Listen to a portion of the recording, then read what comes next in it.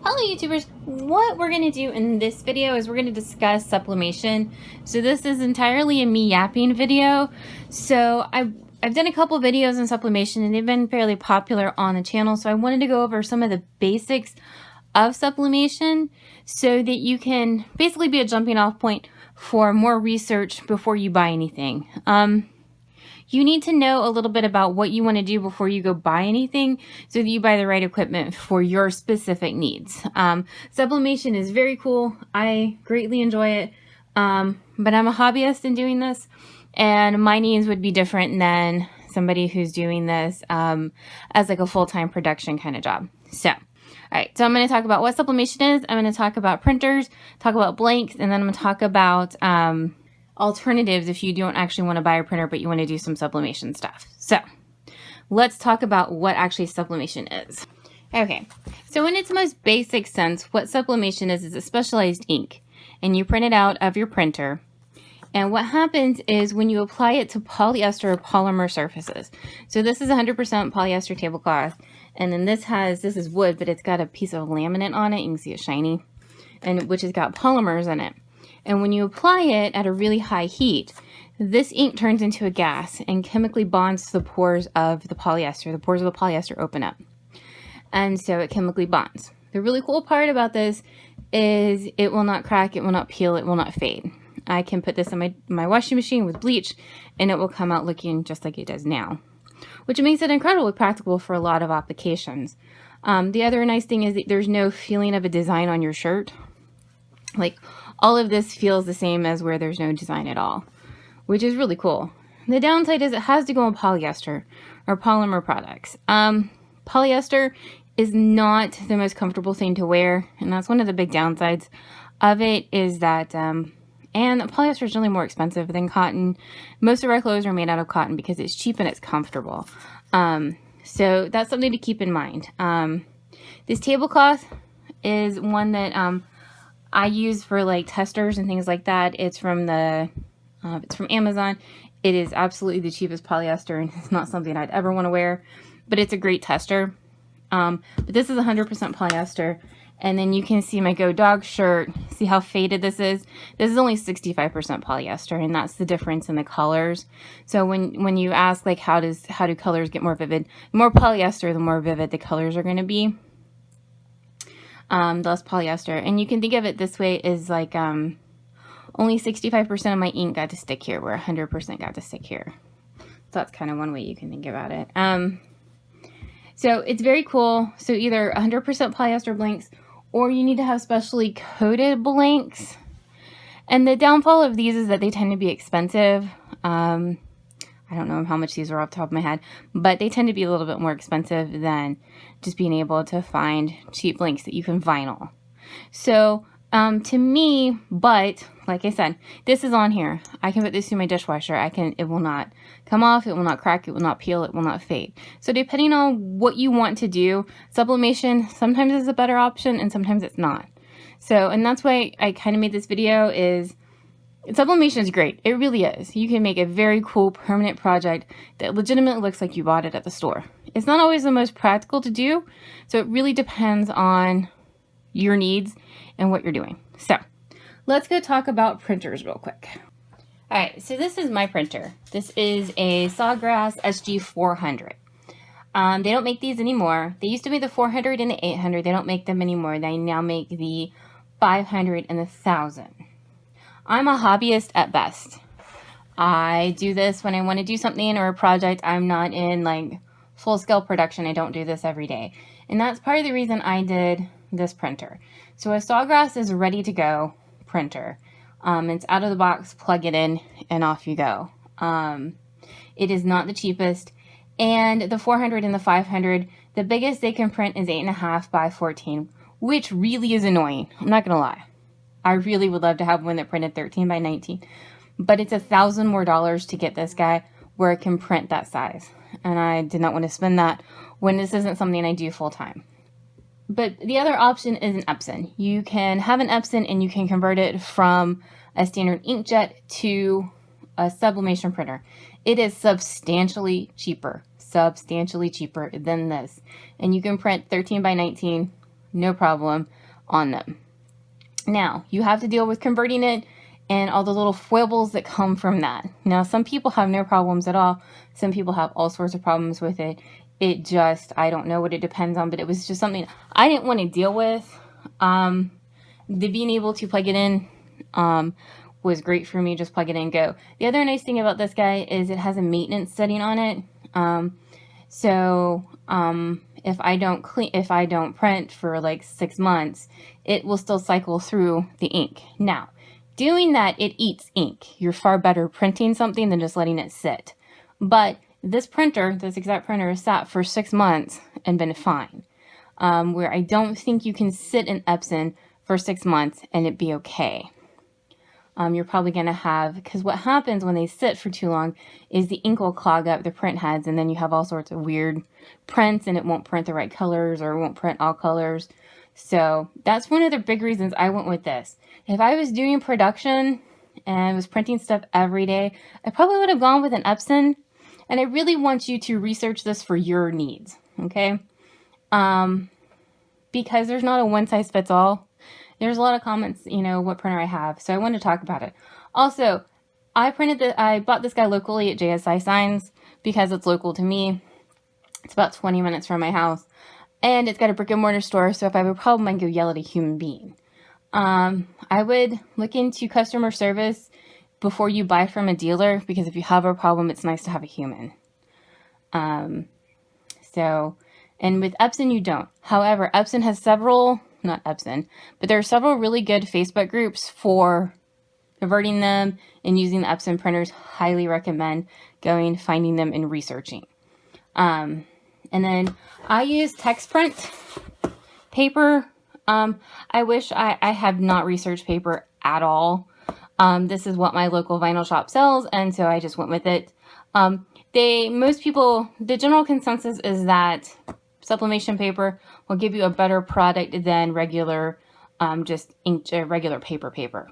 So this is the paper I use. I haven't done a lot of research into paper, so I have no idea if there's a better one on the market. This is just what they have. Now, this Sawgrass does have a couple drawbacks, or a couple things I want to point out. The ink is ridiculously expensive. It's about $400 to get all the colors. So you got all the colors in a I don't even know what this thing's called. An overfill thing. It's about $400 plus this guy. So it's not cheap. They also expire, but it's not cheap. Sawgrass does have, it's called a VPN. I don't even know what it stands for, but it's like a print manager. And so you can print through it, and it will help ensure that your colors are correct when they come out. One of the big problems with sublimation in general is that when you print, like your red becomes a pink and your black becomes a brown. And that's one of the things that ensures that it prints the correct color. Now, I know especially in the 500, I don't know if this one will do it. If you put in ink that is not Sawgrass ink, they will put a bunch of X's and you can't use it. Like literally there's a bunch of X watermarks all over your print and you can't use it. So they basically force you to use their ink if you want to use their print manager. Also, they have a thing called Creative Studio, and Creative Studio has like templates and artwork and things like that. It is a paid feature. I've never used it. You do not have to use it for a Sawgrass printer. It is an option. I know quite a lot of people have had problems with it since they moved to a different platform. So I highly recommend only buying like 1 month if you want to try it out and see if you actually like it. Because if you don't, you're stuck with it for a long time. There's been quite a few bugs, but you do not have to buy it. You can make your artwork in Illustrator or Corel or even Silhouette Studio. Any of those will work, and print it through your VPN and print it out this way. Epson, to my knowledge, does not have that. You would have to go find some color profiles and things like that. But it is substantially cheaper, so it may be worth it for you. Alright, so now we're going to talk about blanks real quick. So the easiest blanks probably to find are polyester shirts. This is my 65% polyester shirt, which is a George shirt from Walmart. I found that if you just try to go find polyester shirts, it's probably your better bet. Generally the ones marked for sublimation specifically tend to be more expensive, than if you just go randomly find like polyester shirt or socks or whatever it is you want to do. Now fabric seems to be the only one that trick kind of works for. Everything else you probably need a sublimation specific blank. But for fabric, as long as you can find something that's 65% or more polyester, you'll be good to go with it. So, but remember, this one's 65%, this is 100%. So you can see the difference. So keep that in mind. This is a tablecloth from Amazon. I'll leave the link down below. Highly recommend buying this when you first start, because trying to get your colors right and your heat press. So this is more, this is a little less inflexible for heat than like vinyl is. So the Cricut Easy presses or some of the cheaper heat presses, they don't get as hot as they say they are. And this it's gonna be more noticeable than if you're just pressing vinyl on a shirt. So if your colors are weird or not coming out correctly, you can get one of those infrared guns and check your heat press. I have the fancier heat press from Amazon. It was $180 something like 5 years ago. I love it. But like I said, I'm a hobbyist. I don't use it every day. But normally when I go to sublimate with it, if it's 400 degrees, I normally add 10 degrees to it or so, because it has a really hard time staying at 400. And if I did this full time every day, all day, every day, I probably would look at a different heat press, but I don't. So I'll deal with it. So, and then those easy presses, I'd be willing to bet, this is another project that they have cold corners, and that's why I got this. So just know your specific equipment before you make your project, and that's why I like this tablecloth, because it's cheap and it's a good guinea pig when you're first starting. So, but first blank up, fabric of any kind, more polyester the better. You can also sublimate on ceramics. I've done a video on this one and on this. Now for this, you do need to buy sublimation specific blanks. They're gonna have polymers in them that make the ink stick to them. Your regular mug from Dollar Tree is not gonna do that. So the nice thing about this is, like I said, it's on here forever. I can put it through the dishwasher a million times and it'll still look just this nice. There are coatings that you can put on them, but know that you're only sublimating to the coating. So the coating will more than likely come off, and so will your design. And also these blanks are going to be more expensive than the Dollar Tree mug that you can slap some vinyl on. So depending on what your project is for, vinyl may be a better option for some of this, but like I said, it's not going to crack or peel or come off or fade. So your other option is kind of to use other things and then apply them to whatever you want to. So like this one is a laminate. We're going to do a video on this soon. It's a laminate and I've applied it to a piece of wood, and that is how I've managed to sublimate on this. You can sublimate on glitter. This is white adhesive vinyl that I put on the back of this glass cutting board. So basically, instead of sublimating on the object itself, I've applied something to it, and then we're going to apply it to our final project. Just know that if this laminate comes off, or my vinyl comes off, or this HDB comes off, so does my design.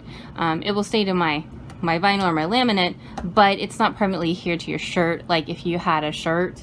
The other thing with this glitter HTV is it kind of dampens your colors a little bit. This is the same design. This is the 100% poly, and then this is the glitter. So keep that in mind for whatever you're gonna do.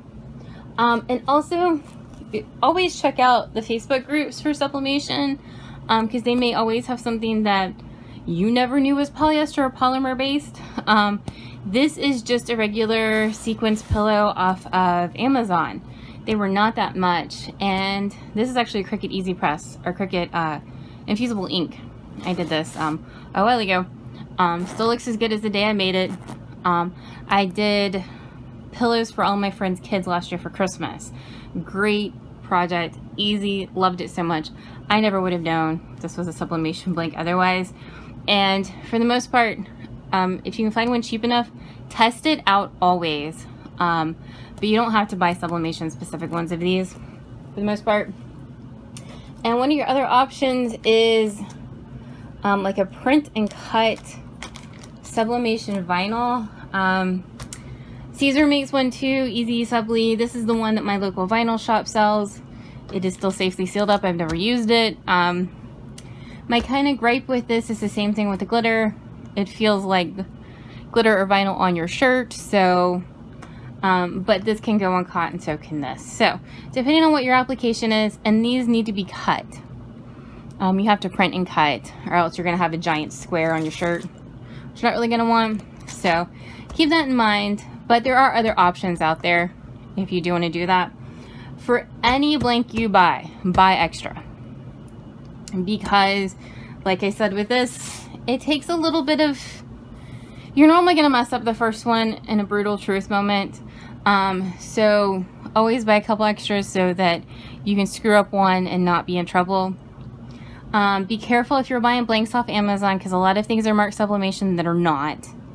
If you want to buy 1 or 2 sublimate, or like 5, so I bought some tumblers off of Etsy because I wanted tumblers to sublimate on, but I don't need 10. I got 2. So check out Etsy. A lot of shops up there will sell 1, 2, 3, or 4 to you, so you're not stuck with like 500 tumblers, because a lot of the big shops will only sell one giant bulk, and if you're like me, you don't need it. Also, I didn't mention this before, your print will normally appear more dull than when you put it on your actual blank. A lot of people worry about that when they see it. They see how light and faded this looks and see how dark it is. So keep that in mind too, so don't panic right away. So let's talk about alternatives real quick too. Alright, so your most accessible alternative to a sublimation printer is the Cricut Infusible inks. You can find them at Michael's. I think even Mildmar had them for a while. Amazon has them as well. And they work on all of the same blanks that sublimation does. You're just kind of stuck with their patterns. You have to cut them out with one of the cutting machines and weed them, and then you can stick them on whatever sublimation blank you want to. This was a pattern on a garden flag I did a couple summers, or a little while ago, I don't know. And then this was the pins, and you can use the marker holders. And then this is a microfiber dish towel. So, and the dish towels I always think are kind of cool to sublimate on because, like I said, you can bleach them. So they're a little bit more practical than like a vinyl one.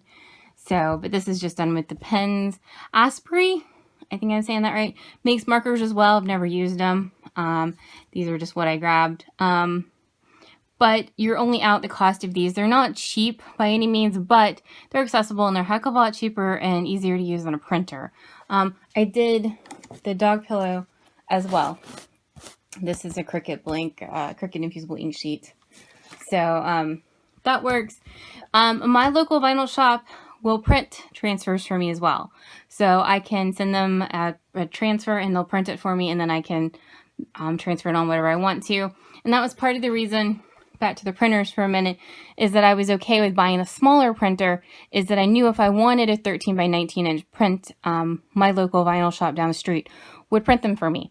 Etsy will print them for you as well. There's a lot of shops out there that will do them and ship them to you. So that is another viable option if you make some artwork and you want to print it and you don't have a printer.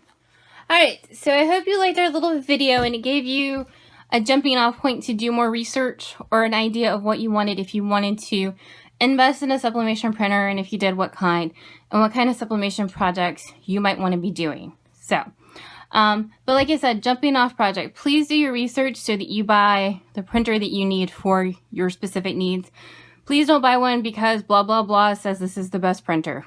There are lots of options out there, so make sure you buy the best one for you. So, if you have any questions, I will do my best. I am not an expert by any means, but I will do my best. If you want to leave comments down below, please like and subscribe, and I'll be back with another video soon.